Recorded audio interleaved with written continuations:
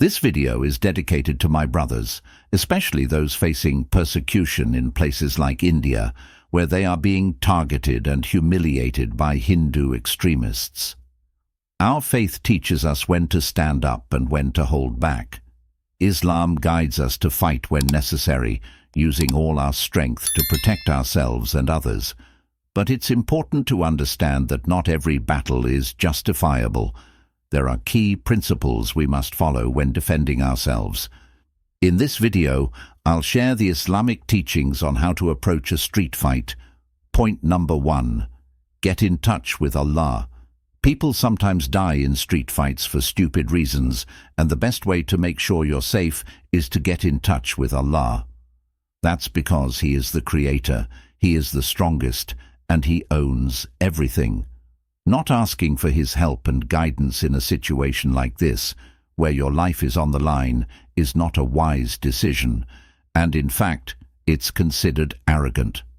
Allah says in the Quran, "Your Lord has proclaimed, 'Call upon me, and I will respond to you.'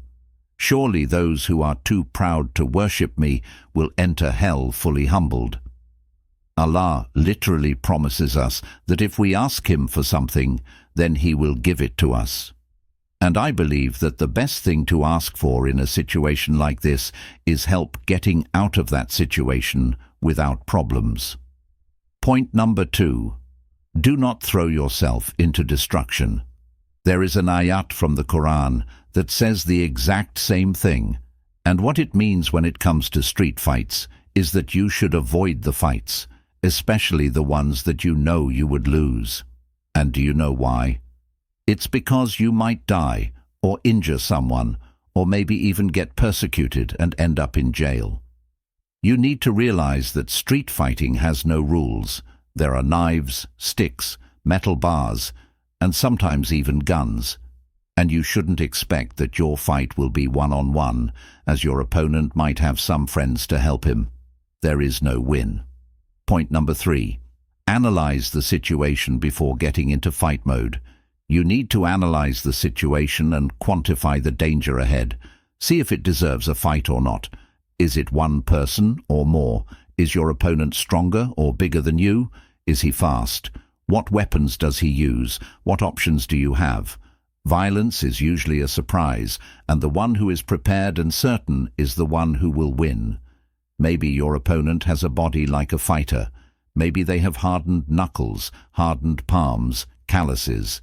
Maybe they have scars, or very thick hands and muscles. Maybe they have short hair and no earrings or piercings, or even cauliflower ears, like wrestlers. There are other signs as well. For example, the way that they move around, something like a shark or a wolf, looking around at people as if they are prey. And you will get a feeling, an uncomfortable feeling.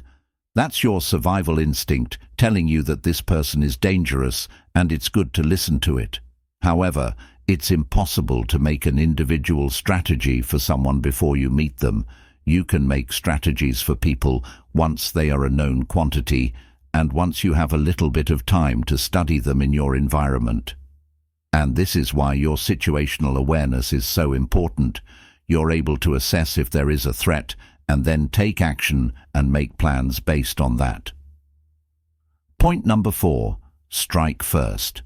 Preparing for a fight is not just physical, it can be mental as well. After analyzing the situation, the best-case scenario is calming things down or even escaping the situation by running.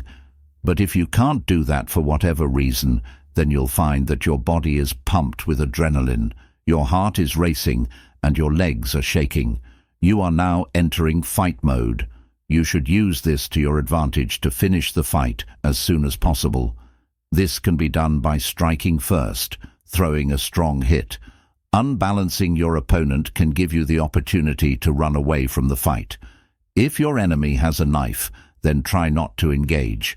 However, if you are forced to fight, then find a long weapon like a stick or a metal bar to keep some distance from that knife. You can also grab your jacket and wrap it around your arm. If it's a bare-hand fight, then it can be way easier to escape, and if not, then you should find a way to win, but without causing much damage. Point number 5. Knowing the realities. You should always be aware of the true realities of a street fight. Survival and getting away as quickly as you can, these are your two goals. And believe me, if you are really serious about getting away, then you will get through just about any opening, even if there is a sea in front of you. Your goal is to survive, so just make space. Do enough damage to where you can just get a little bit hurt, and hurt the other person enough that they're not going to want to chase you. Death and serious injury only occur when escape is not possible, when someone grabs you, or when someone corners you with a weapon, or you've been surprised and you're with your family. If you can't run away, then you need to do as much damage as possible and stop the threat before it stops you. Before you know how to cause harm and how to cause damage, you need to be acquainted with real violence. And the only way to do that for most people, aside from real-world experience, which is extremely dangerous and impractical unless you're in the military or unless you're in law enforcement, is to look online. There are plenty of channels that are available for free, such as Active Self-Protection, ASP. This is a channel, and there are others like it that I recommend, where you can see actual, real-life, violent engagements. Most of them are in Brazil or America, and they involve firearms. However, you can learn a lot from watching knife encounters, fist fights online, and things where real violence is occurring. A lot of them also occur in Mexico and in other places that are pretty much lawless, where cartels openly operate and where the police are openly fighting with criminal gangs, and there's no real order or safety. Yes, it may be upsetting, and yes, it may turn your stomach, but if it makes you feel this way just seeing it online, then how do you think you'll feel in person? Are you going to be ready? Make sure you understand the realities of what this means. This is going to mean sharpening your mind and hardening your mind. The realities of violence are extremely ugly.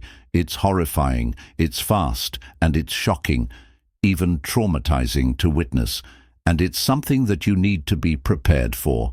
If you don't prepare yourself or learn situational awareness, then it means that it's very likely your opponent is going to win. You are at the disadvantage. It really is that simple. So prepare yourselves. Point number 6, you need to train. In the last point, I recommended that you watch a channel called ASP, which will get you acquainted with real-life violence online. However, you should know that watching a ton of videos online, including self-defense videos, will not be as valuable as you actually training yourself or with a friend. Real fights do not happen one move at a time. Street fights are not rehearsed. There are no pauses. There's always something happening, and there's always more than one person involved, even if it's just observers. So if you are not training, then you are not really learning anything. You need to learn how to train and what real defense is. If you made it this far, drop a "We are brave" in the comments, and don't forget to like and subscribe.